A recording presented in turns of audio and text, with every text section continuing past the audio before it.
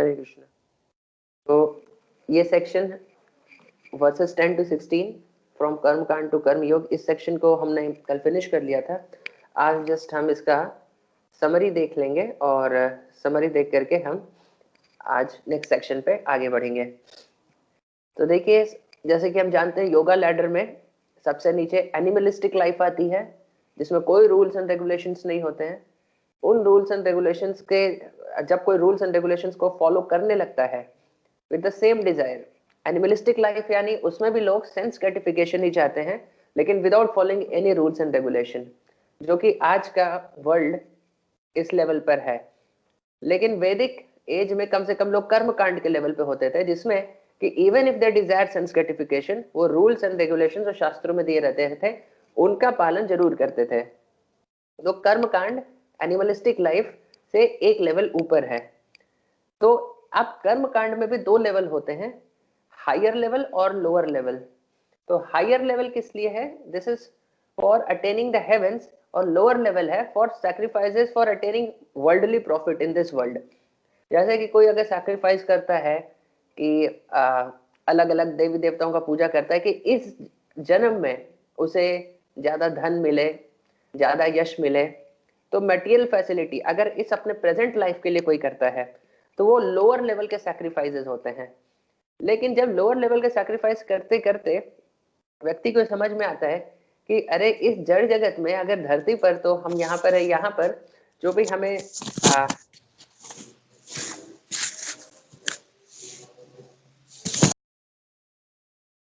भी हमें प्रॉफिट मिलता है वो सारा तो बहुत टेम्पररी है। इससे बहुत ज्यादा इंजॉयमेंट हम कर सकते हैं अगर हम स्वर्ग लोग जा करके एंजॉय करें।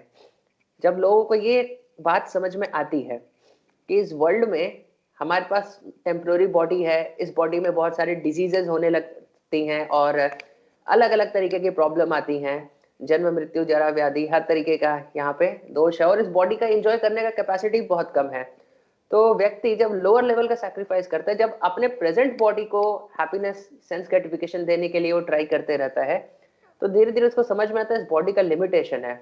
लेकिन उसको फिर शास्त्रों से ये ज्ञान मिलता है कि स्वर्ग लोक होते हैं जहां पे और बेटर क्वालिटी के एंजॉयमेंट्स अवेलेबल हैं। तो वो अब वहां जाकर के एंजॉय करने का कोशिश करता है। तो वो अब नेक्स्ट लाइफ में स्वर्ग लोक में उसका ट्रांसफर हो जाए, इसके लिए जो सैक्रिफाइस परफॉर्म करते हैं ये हायर लेवल के कर्म कांड होते हैं। तो अब हायर लेवल के कर्म कांड ये करते करते फिर जब स्वर्ग लोक जाने का भी उसका डिजायर होता है, तब उसे समझ में आता है कि अरे स्वर्ग लोक में भी ऐसा नहीं है पूरी खुशी है, वहां पर भी कितने बार जैसे दैत्य हैं, जो असुर हैं, वो हमला कर देते हैं और इंद्रदेव को बहुत बार कठिनाई हो जाती है, वो उनको भगा दिया जाता है देवताओं को स्वर्गलोक से। तो इस तरह की प्रॉब्लम उसे समझ में आता है कि अरे स्वर्गलोक में भी पूरी खुशी नहीं है, वहां पर भी हर तरीके का भय वहां पर भी मौजूद है। तो फिर उसके बाद फिर सोचता है कि ये लगता है जड़ जगत में ज्यादा खुशी नहीं है, जड़ जगत से हमें पार हो जाना चाहिए। तो तब वो कर्म योग के प्रैक्टिस पे आ जाता है। अभी वो लिबरेशन डिजायर करने लगता है। तो कर्म योग भी जैसे हमने डिस्कस किया था दो लेवल के होते हैं, लोअर लेवल के और हायर लेवल के।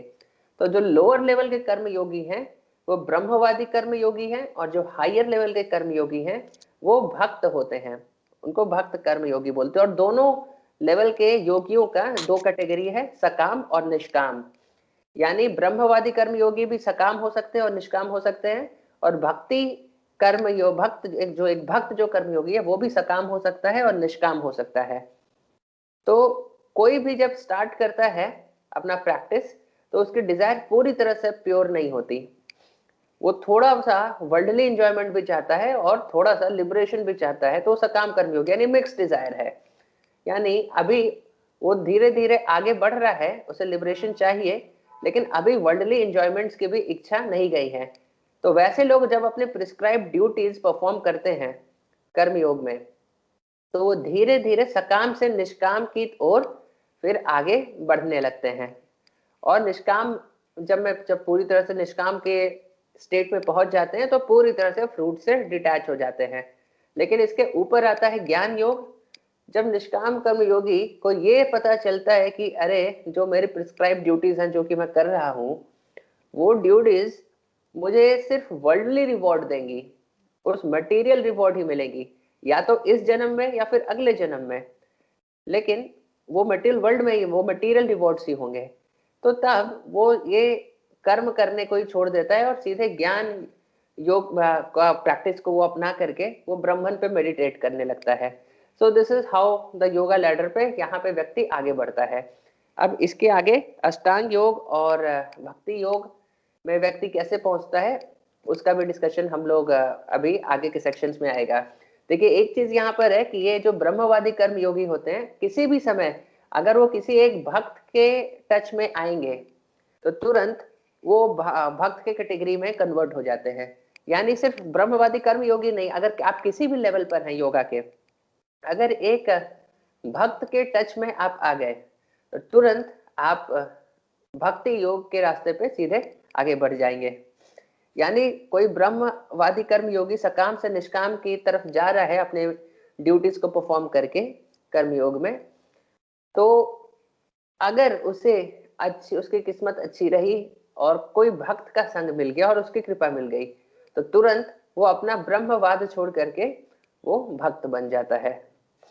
तो ये इस सेक्शन का ये समरी था। तो अब हम अगले सेक्शन पे यहाँ पे बढ़ रहे हैं।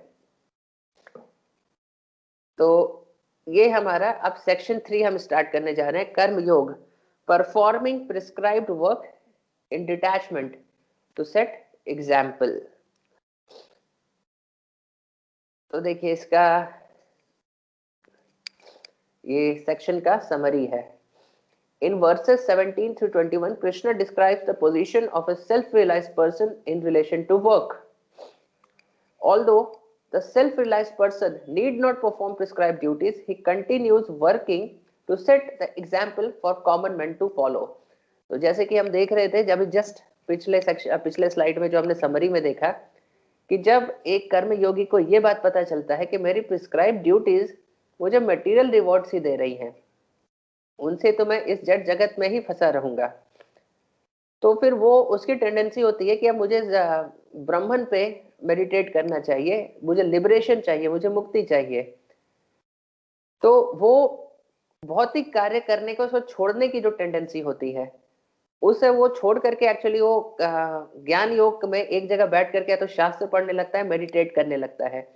तो ये टेंडेंसी उसकी होती है। तो ये अब अगले जो 17 से 21 वर्सेस हैं ये डिस्क्राइब करते हैं कि वैसे सेल्फ रियलाइज पर्सन को, जो व्यक्ति रियलाइज कर चुका है कि मैं शरीर नहीं आत्मा हूँ, और जब ये रियलाइज कर चुका है कि इस मटेरियल वर्ल्ड बहुत टेम्प्रोरी है और इसमें जो हम प्रिस्क्राइब ड्यूटीज करते हैं उससे टेम्प्रोरी रिजल्ट्स मिलेंगे, तो ना तो पर्सन इज सेल्फ रियलाइज्ड, लेकिन फिर भी अब उसे कुछ भी मतलब कार्य करने की जरूरत नहीं है, लेकिन फिर भी वो कार्य करता है। क्यों करता है वो यहाँ पे बताया गया है कि दूसरे कॉमन मैन को एग्जाम्पल सेट करने के लिए, दूसरों के लिए एक उदाहरण सेट करने के लिए। क्योंकि अगर उसे कार्य करने की जरूरत नहीं है क्योंकि वो सेल्फ रियलाइज्ड है, लेकिन अगर वो ये कार्य करेगा तो दूसरे लोग भी उसके रास्ते को ही फॉलो करेंगे, और वो लोग उतने रियलाइज्ड नहीं है, वो लोग सेल्फ रियलाइज्ड नहीं है, तो वो मिसलीड हो जाएंगे, उनका फॉल डाउन हो जाएगा। इसलिए although self-realized person need not perform prescribed duties, he continues working to set the example for common men to follow. So Krishna uses himself as an example to show that even God works according to scriptures to set the standard for others to follow. तो भगवान यहाँ पे खुद दिखा रहे हैं कि देखो मैं तो खुद हूँ, मैं खुद भगवान हूँ, लेकिन मैं भी कार्य करता हूँ। तो आप कृष्ण लीला में देखेंगे तो भगवान के महलों में जब वो द्वारका में रहते थे तो पूरा डिस्क्रिप्शन है कि भगवान कैसे सुबह उठते थे और अपने मॉर्निंग ड्यूटीज फिनिश करके फिर मेडिटेट करते थे, ब्राह्मणों को दान देते थे, किस प्रकार से यज्ञ कराते थे, बहुत सारे अनुष्ठान उस तरह से कराते थे, पूरा भागवत में डिस्क्रिप्शन आता है। तो भगवान वो खुद ही हैं, लेकिन वो किसके ऊपर मेडिटेट कर रहे हैं, वो ये सारी चीजें कर रहे हैं क्यों? एक एग्जाम्पल सेट करने के लिए, हमें दिखाने के लिए कि मैं भगवान होकर के भी अपनी प्रिस्क्राइब ड्यूटीज कर रहा हूँ तो तुम लोगों को तो करना चाहिए। तो इसीलिए वो यहाँ पे भी अर्जुन को भी बोल रहे हैं सेल्फ रियलाइज्ड पर्सन, उसे प्रिस्क्राइब ड्यूटीज करने की जरूरत नहीं है, लेकिन फिर भी वो करता है एक डिटैच्ड मैनर में। किस लिए? लोगों के लिए एक एग्जाम्पल सेट करने के लिए।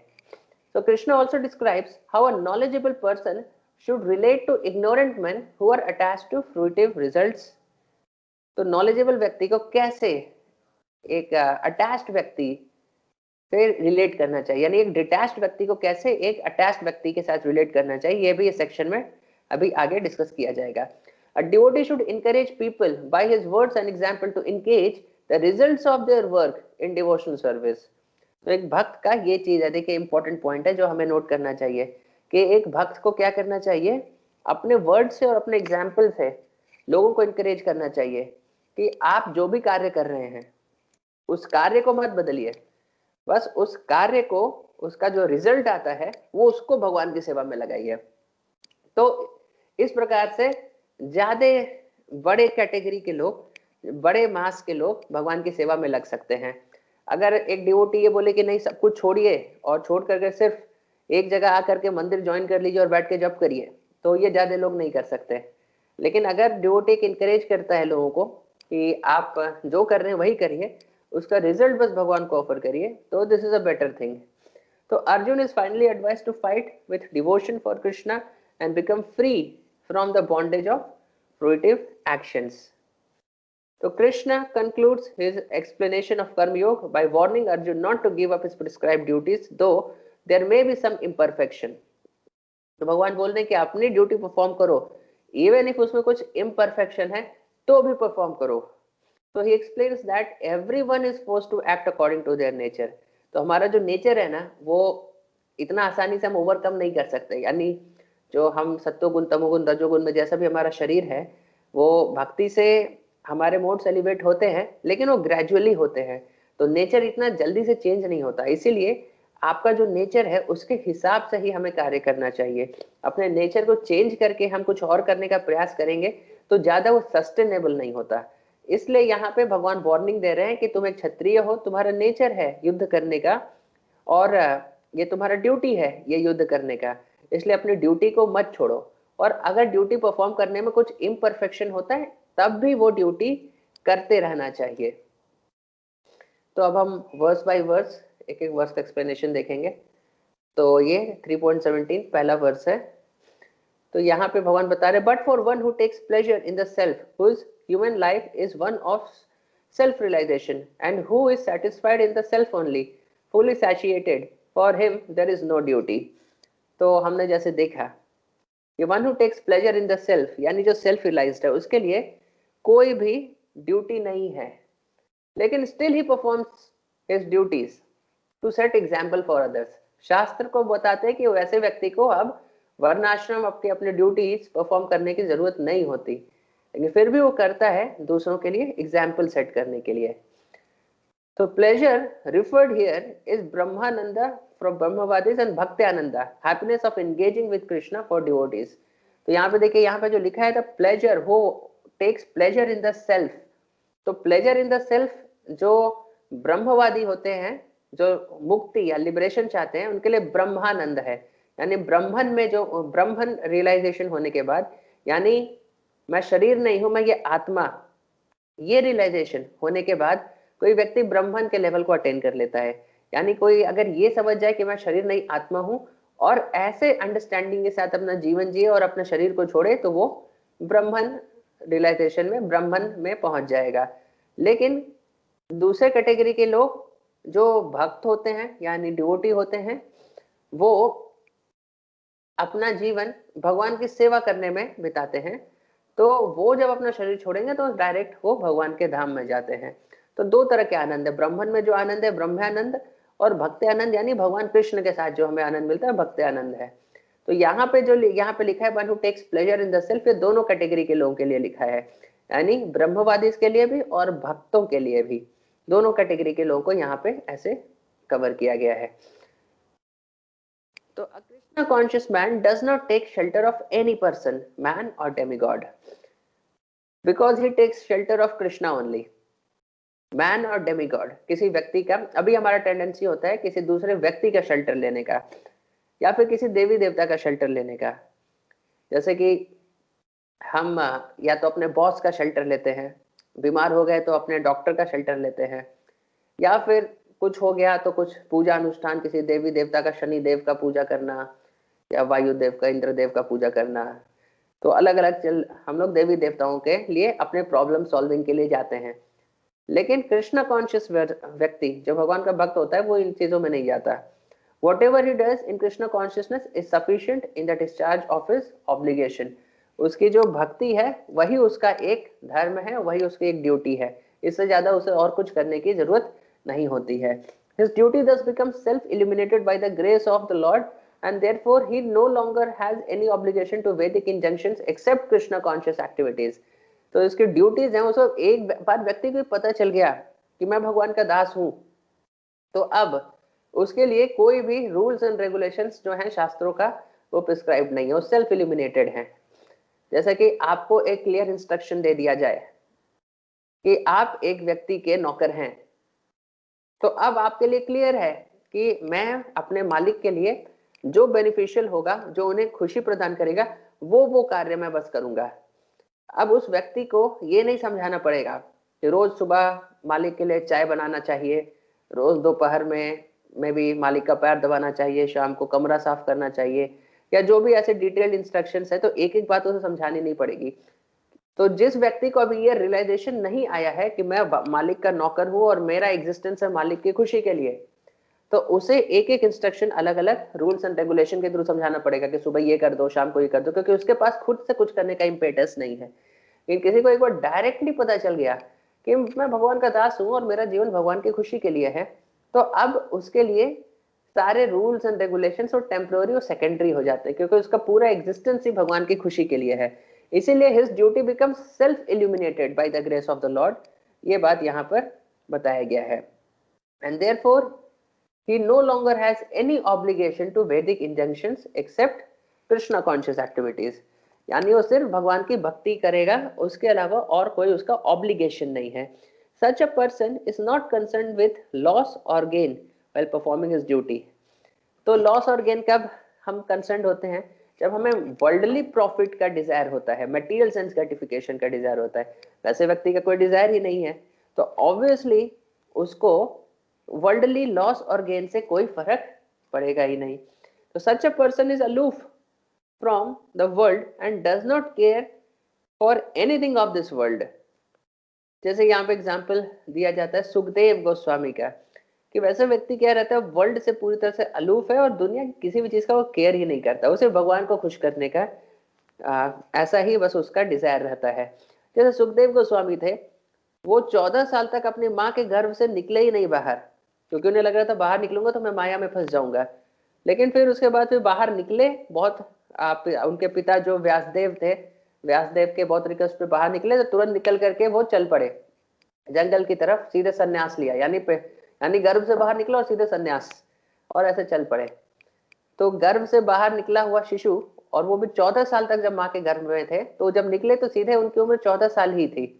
तो 14 साल का एक व्यक्ति जो अभी अभी गर्भ से निकला है वो चल पड़ा, और व्यासदेव उनके पीछे भाग रहे हैं, बोल रहे हैं पुत्र पुत्र रुक जाओ।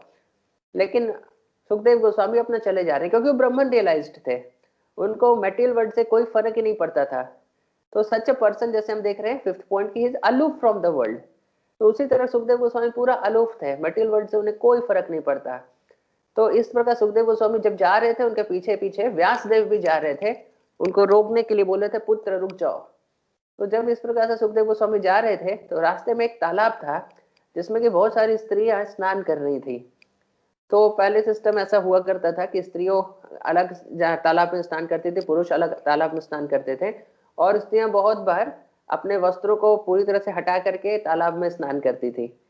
तो जब सुखदेव गोस्वामी वैसे तालाब से गुजर रहे थे, तो उनकी प्यूरिटी ऐसी थी कि सबको ये समझ में आ रहा था, सारी स्त्रियों को, कि ये तो एक ब्राह्मण रियलाइज्ड व्यक्ति है, ये शरीर नहीं देखता, ये आत्मा के स्तर पे सबको देखता है। तो स्त्रियों को कोई फर्क नहीं पड़ा, उन्हें कोई शर्म नहीं आई, वो अपने उसी प्रकार अपने जो स्नान करने की एक्टिविटी थी उसको कंटिन्यू करती हैं।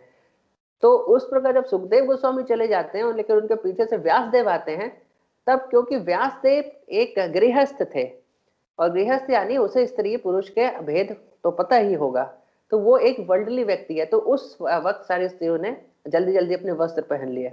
तो व्यास देव को ये प्रश्न आया कि अरे मेरा जो पुत्र है वो 14 साल का है और वो तो पूरी तरह से निर्वस्त्र था, वो इधर से जा रहा था, उस समय तुम लोगों ने कुछ नहीं किया, और मैं तो अभी बूढ़ा हूँ, मैं यहाँ से जा रहा हूँ, तो अभी तुम लोग इस प्रकार जल्दी जल्दी इतनी लज्जा क्यों कर रही हो? तो फिर उन स्त्रियों ने ये जवाब दिया था कि अरे वो तो ब्राह्मण है, उसके तो आंखें देख करके हमें पता चल रहा है कि वो शरीर नहीं देख रहा, वो तो सबको आत्मा के स्तर पे देख रहा है, इसलिए उसके सामने वो ऐसी कोई लज्जा की जरूरत ही नहीं है, क्योंकि वो तो ब्राह्मण लेवल पर है। उसे जैसे हम 5th पॉइंट देख रहे हैं, अलूफ फ्रॉम दिस वर्ल्ड, इस दुनिया के किसी भी चीज का वो केयर ही नहीं करता। लेकिन आप तो गृहस्थ हैं, इसलिए आपके सामने ये लज्जा की जरूरत है।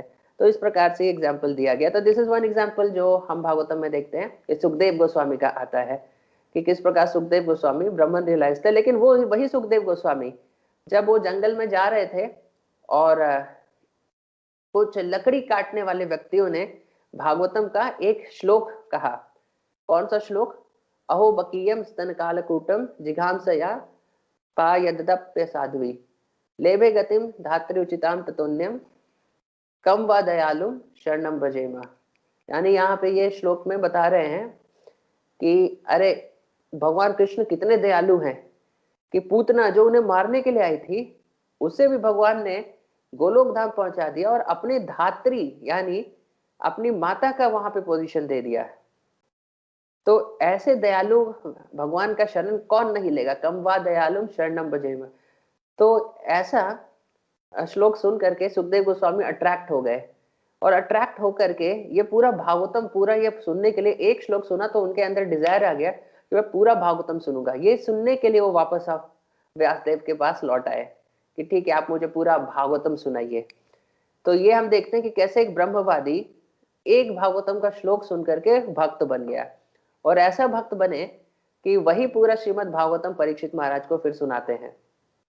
तो दिस इज वन एग्जाम्पल कि हाउ अ ब्रह्मवादी can get converted into devotee by slight touch. किसी भक्त का स्लाइट थोड़ा सा टच मिल गया तो वो ब्रह्मवादी से एक भक्त बन जाता है। तो दिस इज 3.17. नाउ 3.18.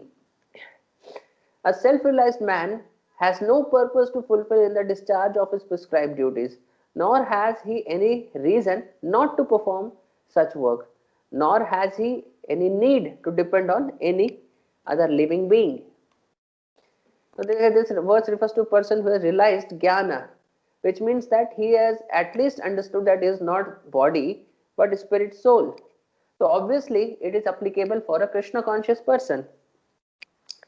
तो ये हम उस लेवल पे बात कर रहे हैं, जब सेल्फ रियलाइज की बात कर रहे हैं, तो जिसको एटलीस्ट इतना पता चल गया कि हम शरीर नहीं आत्मा है। लेकिन जो कृष्णा कॉन्शियस भक्त है, उसे हमने बहुत बार डिस्कस भी किया है कि उसे ये भी पता रहता है कि हम शरीर नहीं आत्मा है, साथ साथ ये भी पता रहता है कि हम भगवान के दास भी हैं। ये जो आत्मा है ये भगवान की दास है। तो ये एक हायर लेवल का आइडेंटिटी भी उसे पता है। इसलिए लोअर लेवल के लेवल पे जो भी चीजें अप्लीकेबल है वो तो हायर लेवल पे अप्लीकेबल होंगी ही। तो जब हम यहाँ पे सेल्फ रियलाइज्ड व्यक्ति की बात कर रहे हैं, तो ये कृष्णा कॉन्शियस व्यक्ति के लिए ऑलरेडी ये सारी चीजें अप्लीकेबल हैं। तो ये हमें ध्यान में रखना चाहिए। तो Krishna consciousness is not inactivity either, as will be explained in the following verses. आगे जो वर्सेस है उसमें देखेंगे। यानी कृष्णा कॉन्शियस व्यक्ति का ये मतलब नहीं है कि अब उसे सारे कार्य छोड़ देने हैं। ये बार बार भगवान बता रहे हैं कि उसे अभी अपनी ड्यूटी करनी है। किस लिए? भगवान के, अगर वो ब्राह्मण रियलाइज्ड है तो as an act of compassion उसे करना है, और भगवान का भक्त है तो भगवान की खुशी के लिए। लेकिन दोनों ही केस में उसे अपनी ड्यूटीज तो परफॉर्म करनी ही है। तो एक्ट ऑफ कंपैशन कैसे, किस लिए? जैसे हमने लास्ट टाइम डिस्कस किया, अभी कुछ देर पहले डिस्कस किया कि इसलिए ताकि दूसरे लोग मिसअंडरस्टैंड करके वो भी इनएक्टिव नहीं हो पाए और हो जाएं और उनका फॉल डाउन ना हो जाए, इसलिए उसे करना पड़ेगा दूसरों के बेनिफिट के लिए। अगर उसे जरूरत नहीं है तो भी प्रॉपर एग्जाम्पल सेट करने के लिए। तो Lord Chaitanya Mahaprabhu said that by chanting this Krishna Sankirtan, the first result will be that your heart will be cleared of the dust accumulated over many lifetimes in this material situation, which is bodily identification. तो actually जो हमारा bodily identification है कि हम जो सोचते हैं कि हम शरीर हैं, ये बहुत बड़ा एक डस्ट है। तो जो हम जप करते हैं तो सबसे पहली चीज जो होती है, ये डस्ट क्लियर होता है। यानी हमारे जो ये अंडरस्टैंडिंग है कि हम ये शरीर ही हैं, जो ये शारीरिक चेतना है ये क्लियर होती है और हमें रियलाइज होता है कि हम शरीर नहीं है। ये पहला इंस्टॉलमेंट है चैतन्य महाप्रभु की कृपा का या फिर हरिनाम संकीर्तन की कृपा का। तो the connection to the next verse explains whether और not such person should work. तो ये हमने ऑलरेडी देखा है कि such a person should work, although he does not need to work, still he should work for the benefit of others. So this is verse 3.19. So therefore, without being attached to the fruits of activities, one should act as a matter of duty, for by working without attachment one attains the supreme. So to be a good man or a non-violent man is a personal attachment, but to act on behalf of the Supreme is to act without attachment for the result. So that is the perfect action of highest degree recommended by the Supreme Personality of Godhead Shri Krishna. तो हम एक अच्छे व्यक्ति होना चाहते हैं, non violent व्यक्ति होना चाहते हैं, ये भी एक हायर लेवल का अटैचमेंट है।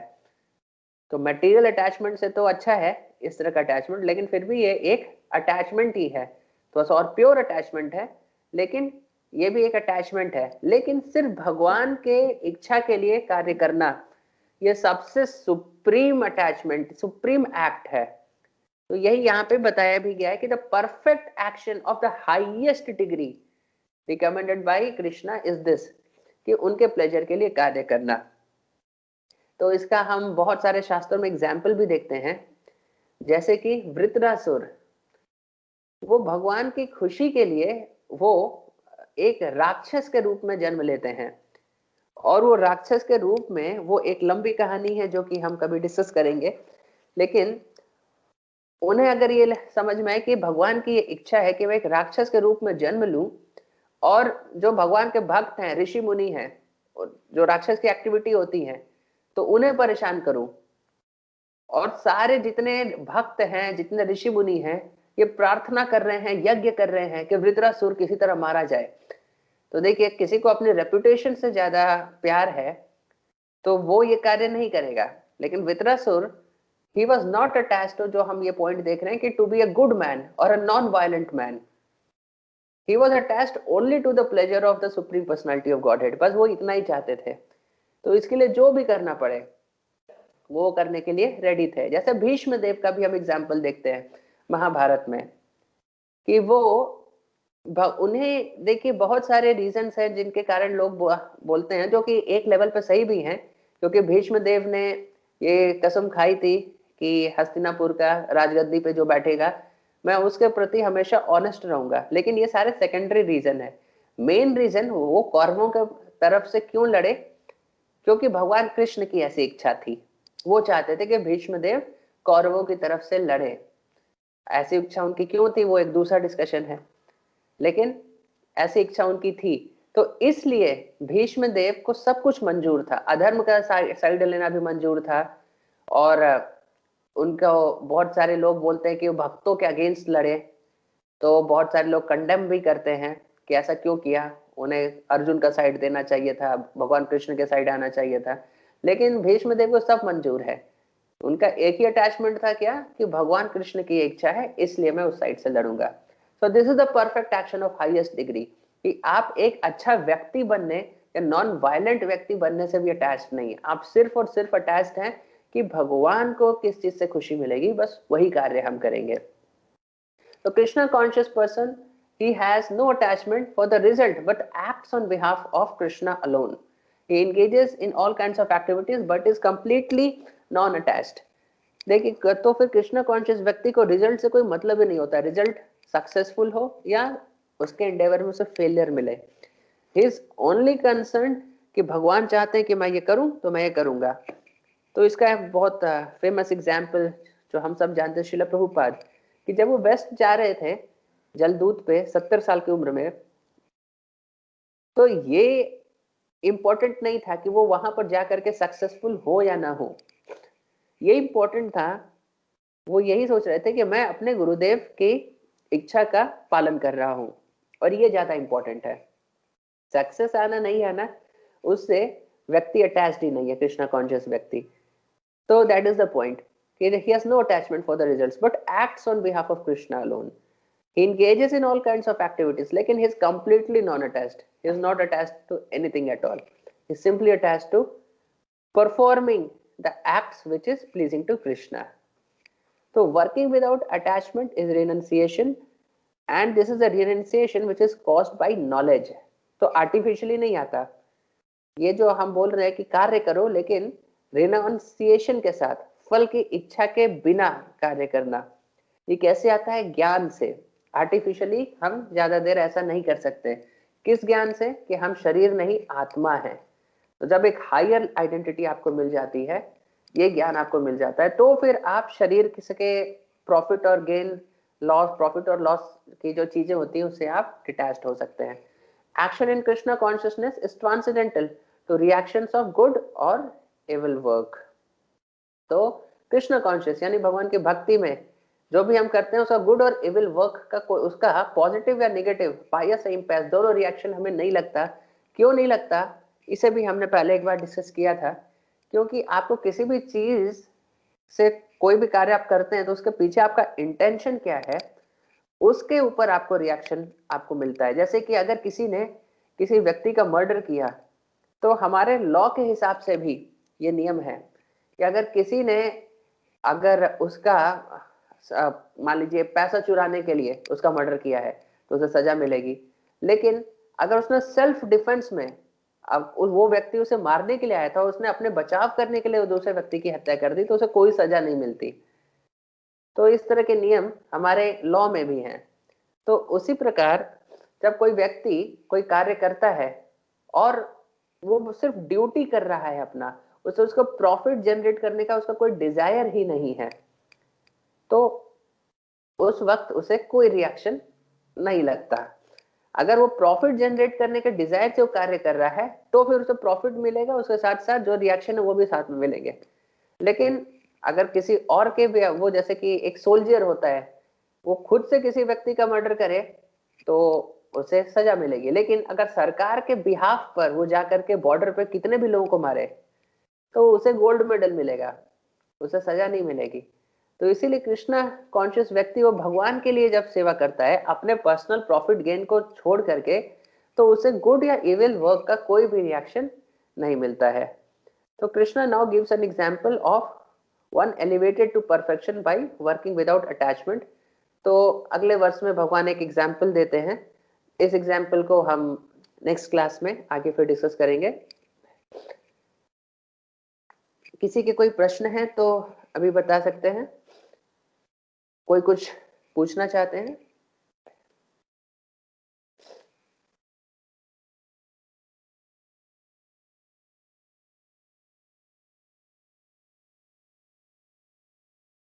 ओके, ठीक है. तो thank you very much. Srila Prabhupada की जय.